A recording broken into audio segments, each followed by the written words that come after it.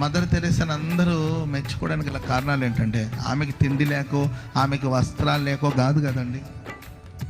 పేద ప్రజలకి మేలు చేయాలి, పేద ప్రజలకు మంచి జరగాలి. సరే, ఆమె ఇండియా పౌరురాలు కూడా కాదు, ఈ దేశంలో పుట్టిన వ్యక్తి కాదు.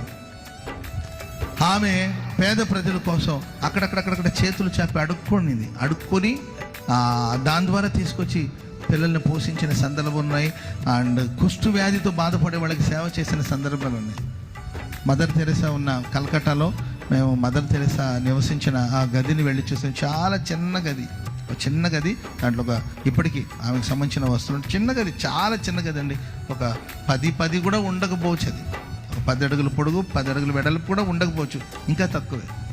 ఒక మంచం వేస్తున్నారు, ఒక చిన్న ఏంటంటే ఒక చిన్న టేబుల్ వేసారు, ఒక చిన్న కుర్చీ వేసారు. ఇది ఈ గదిలోనే ఉండేదండి ఆవిడ అని చెప్తే నాకు ఆశ్చర్యం అనిపించింది. ఓ సాధారణమైన లైఫ్ని లీడ్ చేస్తూ వేవేల ప్రజలకు తల్లిగా మారింది. స్తోత్రం చెప్పండి అందరూ గట్టిగా. హల్లెలూయా. ఆమె ఒక సర్కిల్లో నిలబడి ఏదైనా హెల్ప్ చేయండి, పేదవాళ్ళకి హెల్ప్ చేయండి అని కుడి చేతిని ఇలా చాపి అడుగుతుంటే ఒకడు కార్ విండో దించి ఆమె చేతుల మీద ఉమ్మి ఊస్తే వెంటనే దాన్ని తుడుచుకొని, ఇది నేను తీసుకుంటాను, పేద ప్రజలకు ఏదైనా సహాయం చేయమని చేతులు చాపిందంట. స్తోత్రం చెప్పండి అందరూ గట్టిగా. హల్లెలూయా.